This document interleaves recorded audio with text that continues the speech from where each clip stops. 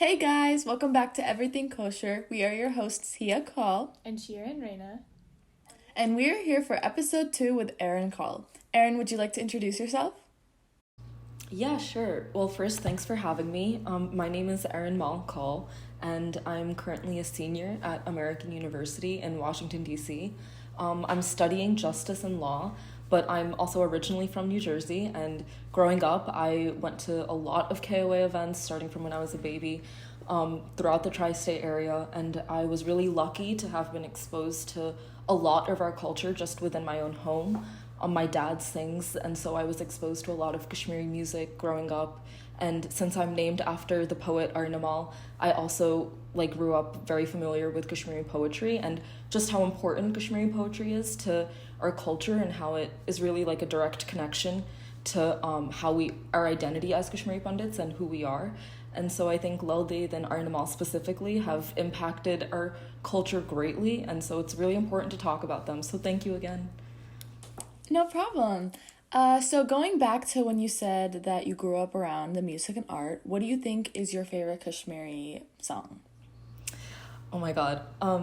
Okay, well, I think there's the Kashmiri bhajan section, and then there's the folk music, and I think Vale Kasturi is something of obviously that a lot of Kashmiri people love, just in the terms of being able to dance to it and everything. But I think also Harmok Bartal is also a really beautiful song that I love. I think that it's the meaning is really beautiful, and I think us being Shivites, it's very encompassing of that too. So yeah, probably those two. That's really amazing. And I do also think that Kashmiri music is very beautiful. I just recently got into it. Actually, a lot of people do not know this, but the intro you hear at the beginning of the podcast, I composed that. And so to have been able to do that and make it sound authentically Kashmiri, I had to study a bunch of Kashmiri music. So just this new exposure to Kashmiri music it's just been so incredible, and I'm oh my god, what have I been missing my entire life? So Yeah, well, it's really great to have you on, and we are really, really excited. To start off, would you like to tell us your favorite growing up Kashmiri in America story? Yeah, I feel like I have two answers to this, because I think that the everyday answer is the fact that our language is just so unique, and a lot of people, or most people, don't really understand much of it at all, even amongst South Asians. And so I just love the fact that whether you're on campus or in a grocery store, you have almost certain confidence that no one around you will hear you or understand you. And so I think that's very unique and something that I love about being Kashmiri. But I also think that just educating others, which is a part of our identity, I feel, being Kashmiri in America, because every time you tell someone you're Kashmiri, they have a follow-up question, especially if they're South Asian too. So I think just being able to share our stories and share our experiences being Kashmiri Pandits is something that's really valuable and unique to us. totally agree. And I really think it's great that you're furthering that everyday interest, or even a common interest, and coming onto this podcast to be able to talk about it. So thank you so much for coming on. Okay, so previously mentioned, we have the pleasure of learning about Kashmiri literature by women poets, which is super exciting. Yeah, it truly is. So, would you like to list the women that you'll be talking about? Yeah, so I'll be talking about Lalded. I would think that I'm talking about her more so than any other person that I'm going to mention, but I'm also going to mention Arnamal's poetry and kind of how she was influenced by Haba Khatun, and all three of these women were just super influential in Kashmiri poetry and Kashmiri language itself. That's amazing. Why don't you tell us about Lalded? Yeah, so there's a lot to unpack with Lalded. She's a figure in Kashmiri history and culture. And so she was born in the second decade of the 14th century. And this was at a time where Islam had just come to Kashmir at this time. And so she was kind of in the middle of Sufism and Kashmiri Shivism. And she was really essential in kind of bridging the two and finding common ground between both religions. And I think that's something that she's duly credited with because of her focus on just spirituality, which kind of bridged the gap between the two religions. She did not have an easy upbringing. She had a child marriage at 12 years old, and her mother-in-law would starve her. She was extremely abusive to Lal Ded. She would put stones in her rice. That was a popular story that people would hear of. And there was even a story that kind of envelops her mysticism, because she is a mystic and a poet. She's both. Saints are just such also a huge part of Kashmiri culture. There are so many saints and people who've emerged from Kashmir and left a legacy that's kind of beyond like being born and dying. And so I think she's one of them. And so there was this one story of hers where she was carrying a pot of water at a river that she would go to meditate often. And her husband had followed her to the river thinking that there was infidelity going on. And he had wrongly thought this of her and accused her of this. And he basically threw a stone at the pot of water that was on her head. And the pot itself had shattered, but the water stayed intact on her head. And this is a story that is very popular and credited because the water then was thrown, and she had just thrown it kind of next to her, and it became a spring, that water. And it's still there in Kashmir today. All the water has dried out, but the spring is still there, and it's called Lal Drug, which means Lal Spring. And so this kind of mysticism of hers just envelops how she was truly someone who cared deeply about spirituality and Kashmiri Shivism. To know Lal Ded's poetry, there needs to be an understanding of Kashmiri Shivism, and a lot of what that just entails is focusing on us, humans, energy, and God. And so we go about connecting these three things by using logic to perceive God and know that Shiva isn't everything. He's in our material world and beyond our material world. And then there's the meditation aspect of it, which is removing yourself from yourself to kind of be able to connect with God. And then finally, just by simply being, like being instead of becoming, is kind of this relationship between knowing that you already have God's grace without actually having to become that. And that's very rare and is something that Lal Ded was able to achieve. She was also someone who would walk around naked because she didn't believe in kind of conforming to her physical body and the gender roles that came with that. And so she was able to transcend the consciousness of being a woman and defy gender in this way, which I think is really interesting and amazing for someone living in the 1300s to be able to be a woman and be so strong and so confident in your connection to God at that time, and to walk around completely naked, to kind of be like, yeah, like I don't see my physical body as my real body. I feel my soul. And in seeking the spirit and the soul in your true self, there needs to be an element of nakedness. And I think that is what she was trying to get at, and kind of allude to the fact that Shiva is both immanent and transcendental. He's within us, but he's also beyond us. So there's kind of this like duality of what is and what there isn't. And I think that the fact that she also had a relationship with Shiva without like an intermediary man helping her in the middle was also something that kind of transcended her gender roles at this time, which is simply amazing too. So yeah, I think that she kind of encompassed a lot of what Kashmiri Shivism is about. And despite her also just being a literary figure in Kashmiri culture, she's also someone that we adore and pray to, because she was such a mystic and someone who truly was able to encapsulate what it meant to be a Kashmiri Shivite. And so I think that some things to know before I read some of her vaks is that her vaks means basically a verse, and vaks were something that Lal Ded herself created, which are just stanzas of poetry, sonnets almost. And she has her own set of vaks called Lal Vaks or Lal Vaks, and these basically talk about her road to self-realization, her road to seeking Shiva. Some of these vaks of hers are sung also, and I have the great pleasure of being able to hear my dad sing them, and they're extremely moving, and I think a lot of them can even apply to our present situation as Kashmiri Pandits, which is really crazy considering that this was written so long ago. So one of them that I'm just going to read a few of her vaks out and just explain what they mean. So one is goes Diva Vata, Divarta Vata, Petha Bon Chui Ik Vata, Poos Kas Karak Hato Bato, Kar Manas the Pavanas Sangad.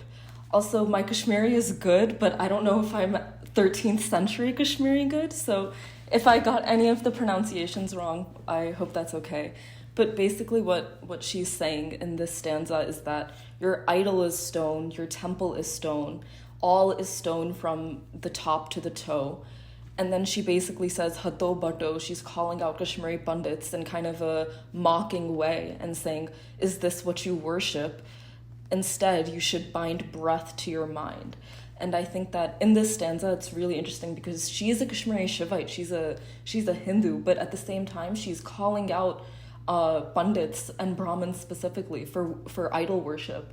And she's saying instead, like, look inside and bind your breath to your mind. And I think this is very telling of how she believed in meditation, and she believed in looking within oneself rather than praying idly to a stone, which is different from what a lot of other Hindus or even Kashmiri Pandits follow. And I think this just shows how she was a little ahead of the game in that sense, in terms of how she thought that we should be devoting ourselves to Shiva.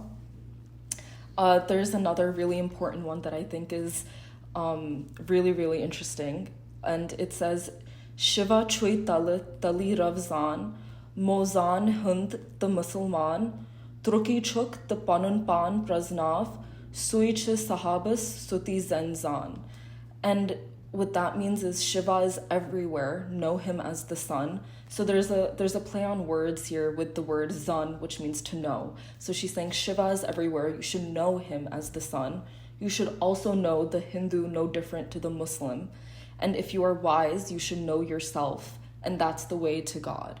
And so here I think she was so ahead of her time, because not only is the relationship between Kashmiri Hindus and Muslims kind of at ease when it comes to Lal Ded, because Lal Ded is someone who brings, I think, the entire culture together, but I think this very much encapsulates that, in the sense that Kashmiri Shivism does not see class, creed, or religion. It is truly just about the self and self-realization and your own individual connection to God. And I think she is addressing that here by saying, know the Hindu no different to the Muslim. And that has kind of reverberated in history throughout even today. And I think she's just saying, if you're wise, know yourself, kind of alluding to the previous poem in which she says, instead look within yourself, and that's how you can find your connection to God. And then finally, the last two poems that I think are really, really important of hers, they go, Gagan tsi the bootal tsi din pavan the raat, arg tsandan posh poini tsi chuk sori the lugzi kya. And in this one, she's referring to Shiva, and she's saying, Shiva, you are the sky, you are the earth, you are day and air and night, you are sacred waters and flowers and sandal, kind of, when we do puja, everything that we use to worship God, you are everything, so what can I offer you? And she's basically adoring Shiva in this poem and saying, you are literally everything, what can I be of offer to you? And it's just about her devotion to Shiva, and how Shiva is in everything. He's ever present, he's omnipresent, he's in the material world, and he's also in the ultimate reality that constitutes Brahman. And so it's like, what can I offer you? And it's basically just a play on words on her devotion to Shiva. And then finally, this is personally one of my favorite ones of hers, I think. And it goes, Asi asit the asi asav, Asi dur kar patavat, Shivasori na zyont marun, Ravasori na atagat. And this one basically says, we're the ones who were, and we're the ones who live on. There's never a time in which we aren't present. Shiva, his creations will dissolve and rise. He is the destroyer, after all. And like the sun that rises and sets and rises again. And I think this is a beautiful, beautiful poem, because she's talking about the soul. She's saying that the soul is ever present and will always live on. And it's basically a description of Shiva's self and how he's a destroyer. So he's constantly going to be creating and recreating. And in this process, we will forever live on, kind of our soul will forever live on. But I think it's beautiful because when I read it today, I kind of connected to Kashmiri Pandit history in the past 32 years. And it's Asi Asit, the Asi Asif, like we're the ones who were, and we were the ones who live on. So Kashmiri Pandits, we were in Kashmir and we were always Kashmiri, and we've always been in Kashmir. And despite our history today, and despite the fact that we were exiled out of our land and in such a harsh manner, and despite the fact that our culture in Kashmir itself isn't as bountiful as it once was because of our exodus, we will still live on. We, the ones who live on, the Asi Asif, we will still be there. That's kind of how I interpret it, that despite the fact that we're no longer in Kashmir, we once were and we forever will be. And so that's something that I've just kept in mind since then.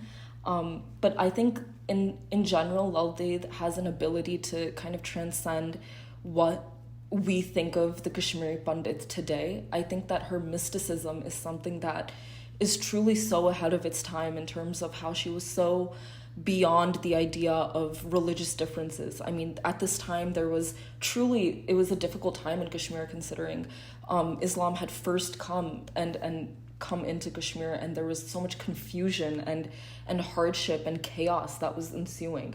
And while this is all going on, she remained a devout Shivite, and she remained someone who wanted to keep the peace. She wanted to show how Sufism was similar to Shivism, and she wanted to kind of create the Order of the Rishis, which then became the project of Nund Rishi, who she deeply inspired.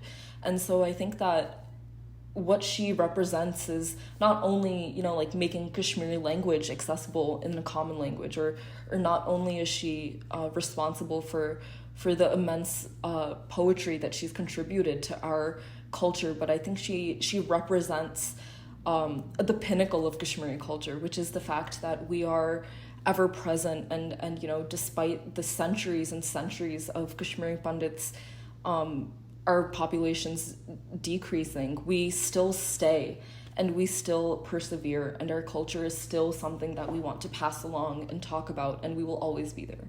And I think she really has done immense influence to the Kashmiri culture. Wow.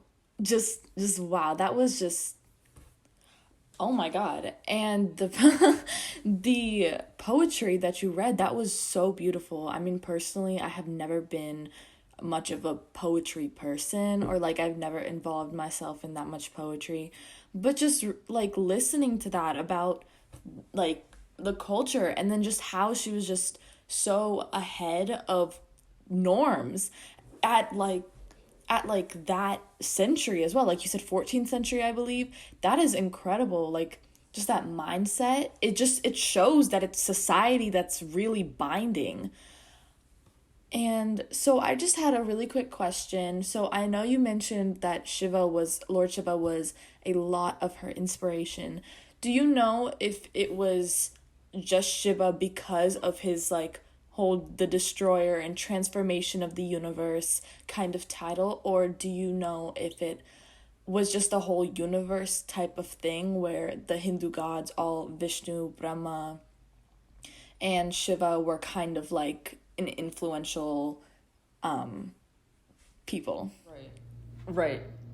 So I think for Lalded, she saw Shiva as the supreme being, and I think that is, as Kashmiri Shivites and as Kashmiri Pandits, that is something that is common between us, is that we see Shiva as the supreme being. And in Kashmiri Shivism, in Trika Shivism, like I said, Shiva is the one that we refer to. He is the energy, he is the God, he is the ultimate reality. And I think that because of that, she found that her meditation and her spirituality brought her closer to Shiva, and he was who she was seeking. And so while other gods are equally as important, she does at the end of the day make fun of idol worship. And so in meditation she sought Shiva, and I think that was something that that really was her binding relationship to God.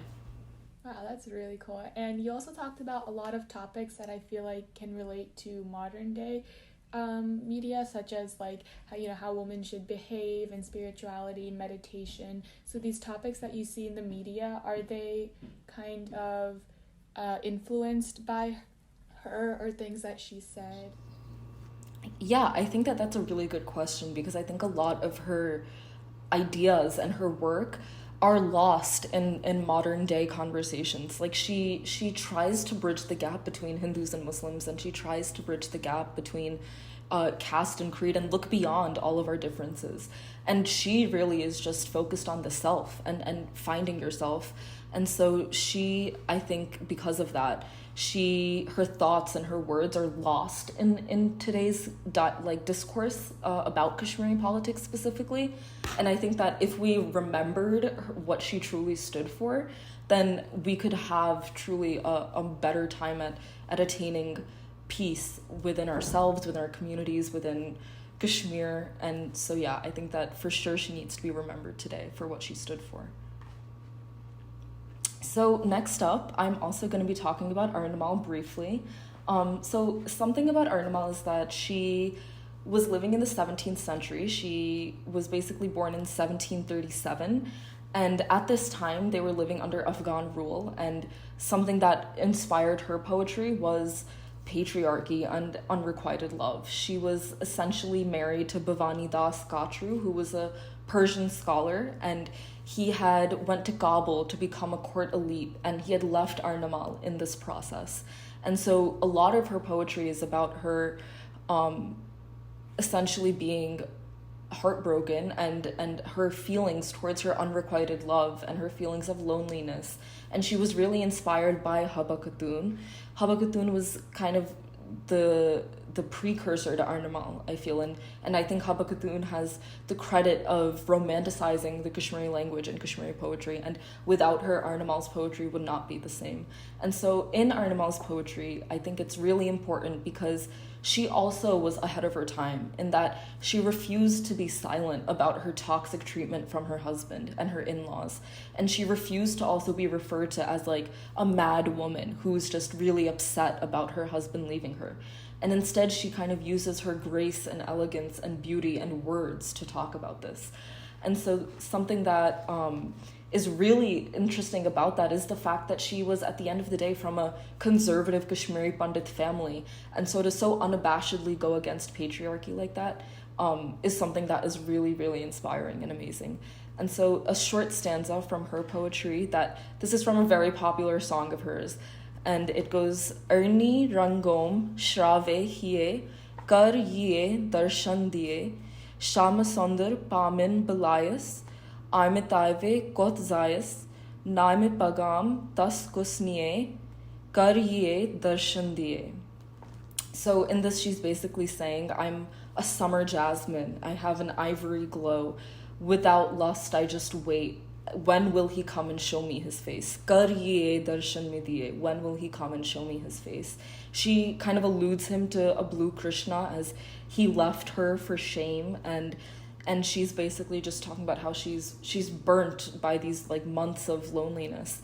And again, she repeats the stanza, Kar ye darshan me diye. She's just waiting for her husband to return. And I think that this poetry is different from Lalded's, obviously. It's a more romantic poetry. It's a more emotive poetry compared to Lalded's. But I think what Arnamal then contributes to this is the fact that the Kashmiri language is so beautiful, and that her words are able to express such feministic ideals and such romantic ideals. And I think that while it's different from Lalded's, she really has a beautiful way of going about speaking of her unrequited love. And again, her stanzas have also her stanzas and poems have also become a part of Kashmiri music. And I think that is also representative of how expressive forms of art, whether it's poetry or music, they become pillars in Kashmiri culture. And I think that is what truly connects us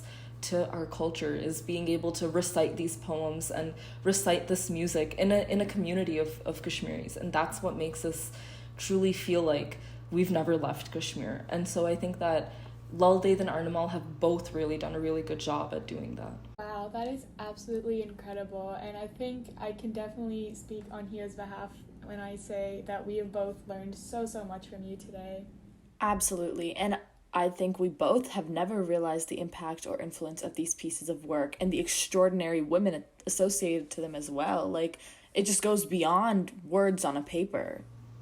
Absolutely. And thank you again for having me. I think that I love having this opportunity of sharing this with others, and it really is what connects us as a community. So thank you. Well, that is all we have for you guys today. Thank you so much for tuning in. And once again, Erin, thank you so much for joining us. Of course. Thank you. We really hope you guys learned a little more about the KP community. If you have any suggestions about topics we should cover in the future, DM us and let us know. Episode 3 comes out in 2 weeks, so look out for that. You can learn more about the KP community from our social media at KOA Youth on Instagram, TikTok, and Twitter. See you then. Bye.